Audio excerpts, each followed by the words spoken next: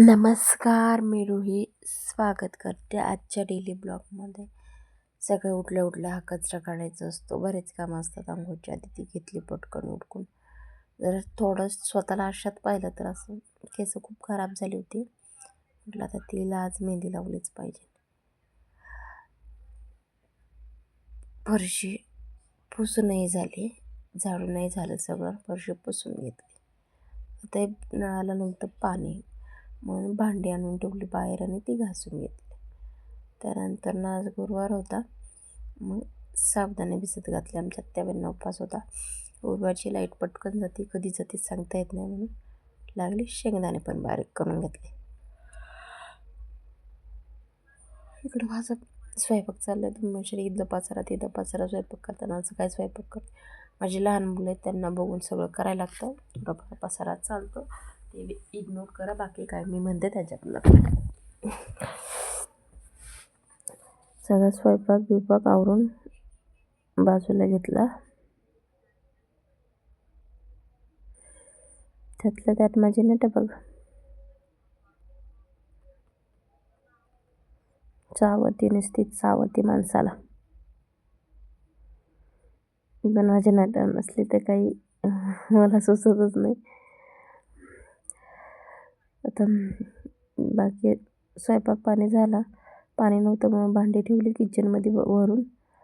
ही बघा, हे साबणाचा खेळत चाललाय माझ्या बाबाचा.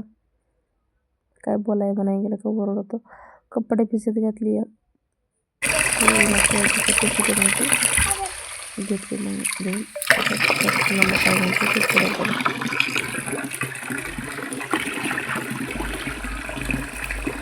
काय केलं त्या बाहुल्यांचं काय केलं?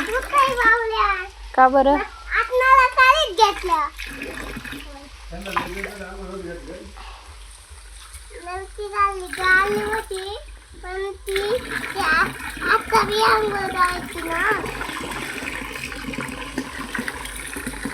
एका एका वाजलीत, एका एका टपात वेगवेगळी टाकली का?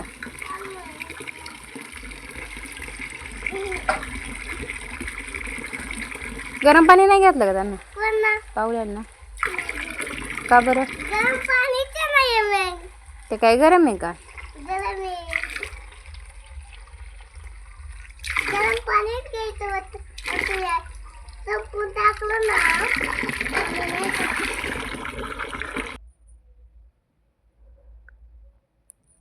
कपडे धुवून झाली आहे. या एकत्र भावल्या आल्या होत्या. पटपट कपडे धुवून झाली, वाळत घालून आले. त्याच्यानंतर ना मग भांड्यांचा खूप पसारा पडला होता. तुम्ही मग अशी पाहिला किचनमध्ये. पाणी आलं होतं बाऱ्याला इकडं. भांडी उचलली आणि वाऱ्यावाले खूप ऊन होतं म्हणून शर्ट घातला आणि टोपी पण घातली, कारण का ऊन आणि माणूस लय जळायला होतं. बाऱ्यावाल्यानंतर ना पटपट भांडी घासून होतात, धुणंही होतात, म्हणून बाऱ्यावाले.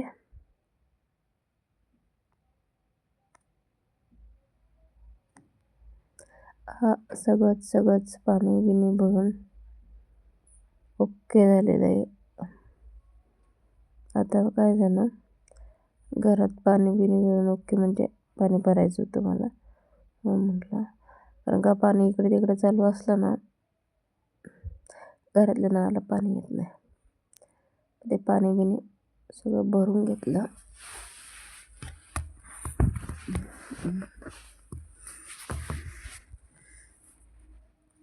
पाणी स्वच्छ आणि ताजं लागतं मला रोज भरायला, म्हणून हा सगळा अट्टाहास.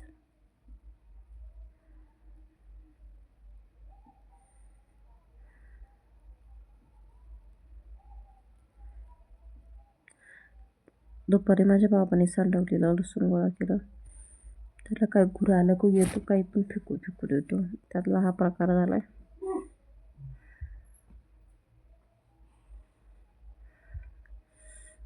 मला मग म्हणतो उचलू नको म्हटलं ती लसणाची पाळ कुठं साऱ्या गावभर होतात, ते उचलायलाच लागतात. गळीचा लसूण, हा गळीचा.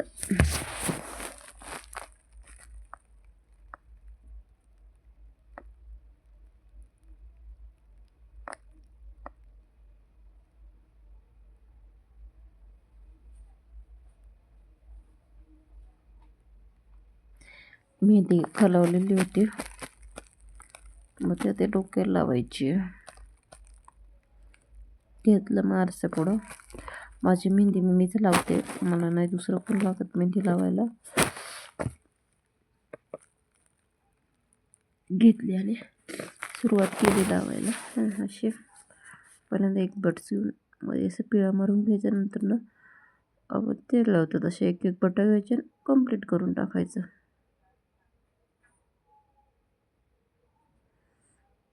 मला माझी मेहंदी लावता येते, फक्त एवढंच का जरा थोडं ॲव्हरेजमध्ये केस आहेत, त्याच्यामुळे थोडा प्रॉब्लेम होतो. लय बारीक आहे नाही, लय मोठी नाही.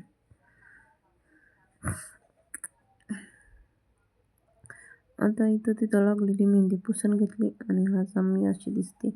आणि 2-2.5 तास ठेवणार ही मी मेहंदी आणि त्यानंतर न धुणार आहे.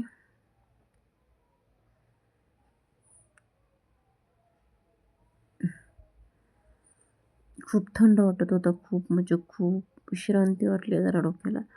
शेंगदाणे संपले होते, म्हटलं आता बाकीचे तर उरकले थोडेसे तरी शेंगदाणे करा, कारण का हाताने टुच टुच टुच टुच करून फोडायला लय वेळ लागतो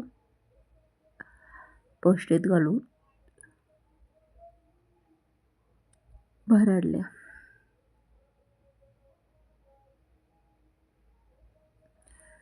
मुलगा हाय माझ्यापाशी, मुलगी वॉकरमधून बघते काय करते मामा. लय हसू येतं तिला.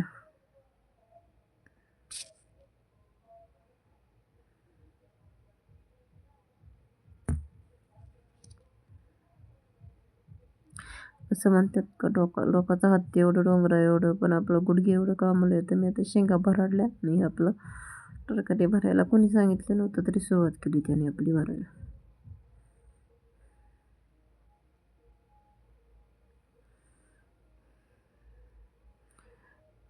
बऱ्यापैकी त्याला समज येते, पण तो थोडासा वेड्यावानी करतो, त्याच्यामुळे सगळं जातं. त्याला झोपायला आले होते, पण ही काही झोपना आणि ती भाऊली ती जात होती ती हिसकू घेते. डब्बा पण होता, तो पण घेतला. आता मी त्या दिदीला दिली भाऊली तरी तिचा जीव वर खाली होता. लहान मुलाचं असंच असतं, हाय ते धरवत नाही, पाहिजे ते सोडवत नाही. तिला काही करायची असते त्या बाहुलीला, म्हणून ती बाहुली लागत असते, बाकी काय नाही.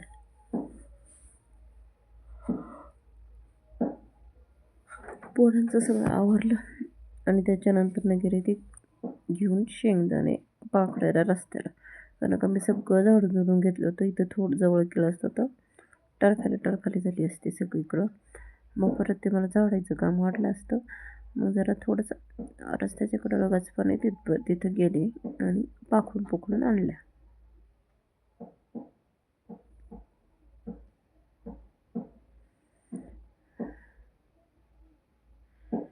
तर मला ना पाणी येतं सगळं जिथलं तिथं. जरा तर मला डोकं धुवायचं होतं, डोकं धुवायला खूप पाणी लागतं आणि तेवढं पाणी माझं संपलं असतं, वापरलं असतं. 12 चालू होतं, मी डायरेक्ट 12 खाली जाऊन डोकं धुवून आले.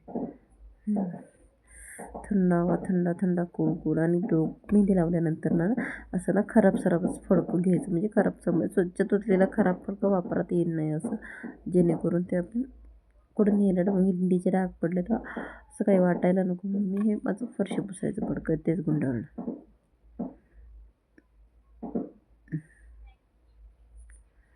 काही दिवसातून असं केसाला मेहंदी लावली, मग जरा बरं वाटले. मी तिकडून येत नाही तोपर्यंत माझ्या बाबांनी सगळं तांब्या किटलीत भरून ठेवले, अस्तव्यस्त करून ठेवलं. तर पटकन आले. आधी भातन कालवण झालं होतं, कारल्याची भाजी टाकली छानपैकी आणि मग आपली वाफळून दिली तिला. आणि आता मला असं वाटतंय खूप गुंता झाला आहे, मग तेल लावायचं होतं.